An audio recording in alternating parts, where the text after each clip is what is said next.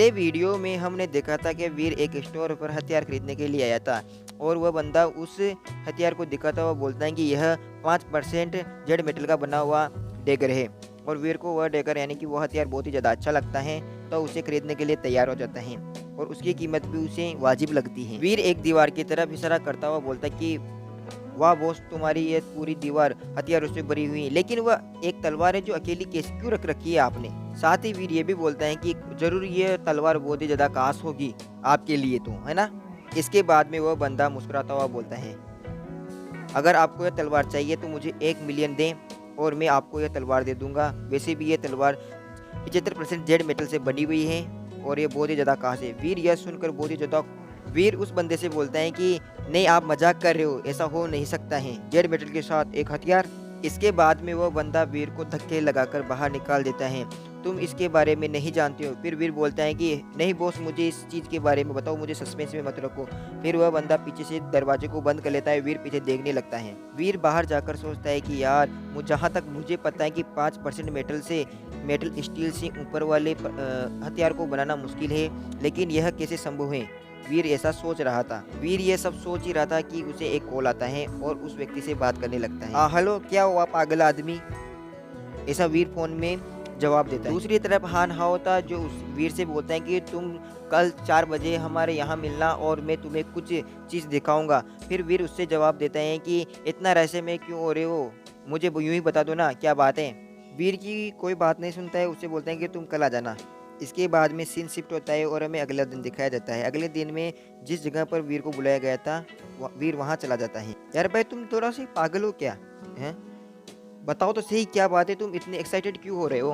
वीर ऐसा बोलता है। इसके बाद में वो सामने वाला बंदा वीर से बोलता है कि अगर मैंने आपको कल कॉल किया था ना, तो किसी जरूरी काम से किया होगा। आप छोटी छोटी बातों पर चिंता ना करो, क्या करो।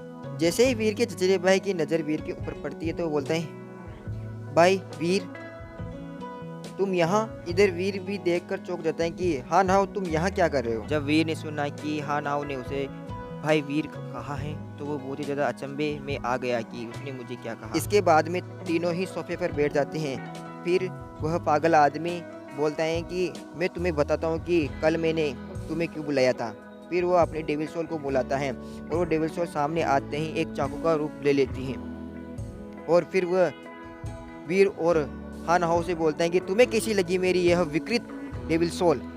वीर यह देखकर बहुत ही ज़्यादा चौंक जाता है और उससे बोलता है कि यार, यह तो बहुत ही ज़्यादा पावरफुल वेपन लगता है। क्रेजी मैन वीर को बताता है कि इसका एक नाम भी है, इसका नाम है टाइगर ड्रैगर। और यह सुनकर वीर बोलता है, इसका नाम तो बिल्कुल भाईजान दबंग की तरह लगता है, एकदम दबंग। वीर ये सब देखकर कुछ तो होता है, लेकिन उसे जलन भी होती कि यार क्रेजी मैन के पास बहुत अच्छी म्यूटेंट एलियन बीस्ट सोल भी है, लेकिन मेरे पास ऐसा कुछ नहीं है। क्रेजी मैन वीर से कहता है कि इस डेगर के साथ मेरा पिछला जो हथियार था वो मेरे लिए किसी काम का नहीं है। अगर आप चाहें तो मेरे इस पिछले वाले हथियार को ले सकते हैं। वीर यह सुनकर उस क्रेजी मैन से बोलता है कि नहीं, ये बहुत ज़्यादा महंगा है और मैं इसे नहीं ले सकता हूँ, तो आप इसे रहने दो अपने पास। वीर की यह बात सुनकर क्रेजी मैन वीर से बोलता है कि तुम ऐसी किसे बात करो, हम दोनों तो भाई है ना। अगर वैसे भी मैं इसे अपने पास रख लेता हूँ तो मैं इसका यूज कर नहीं सकता हूँ, तो वैसे भी मेरे कुछ काम का नहीं आएगा। तो वीर यह सुनकर ठीक है, मैं इसे रख लेता हूँ, हाँ बोल देता है। इधर वीर अपने मन में सोचता है कि क्रेजी मैन बहुत ही ज़्यादा अच्छा है और वैसे भी मेरा जो पिछले वाला जेड मेटल का जो तीर से परीक्षण किया था वो बिल्कुल ख़त्म हो चुका है और मुझे इसकी बहुत ही ज़्यादा आवश्यकता है। वीर और क्रेजी मैन को देखकर हाँ नाव सोचता है कि इनका रिश्ता कितना प्यारा है, ऐसा रिश्ता मैं भी बनाना चाहता हूँ। और ऐसा सोचता हुआ देव आश्रम में इसके बारे में विचार करता है। क्रेजी मैन को देखकर हान हाओ भी वीर के लिए कुछ लाया था और उसे बोलता है कि भाई वीर, तुम्हारे लिए मैं कुछ लेकर आया हूँ। वीर हान हाओ से बोलता है कि तुम कितने अच्छे हो। इतने में ही कमरे का दरवाज़ा खुलता है और उससे उसकी हान हाओ की माँ बाहर निकलती हैं और उससे लड़ने लगती हैं। हान हाओ की माँ हान हाओ से बोलते कि मैंने तुम्हें जहाँ भेजा था तुम वहाँ तो नहीं गई और यहाँ इन दोस्तों के बीच में आ गई। अगर तुम उसके साथ अपना अच्छा रिश्ता बनाओगे तो तुम्हें अच्छे इनाम और बहुत कुछ चीज़ें मिलेंगी। लेकिन हान हाओ यहाँ पर रुकना चाहता था।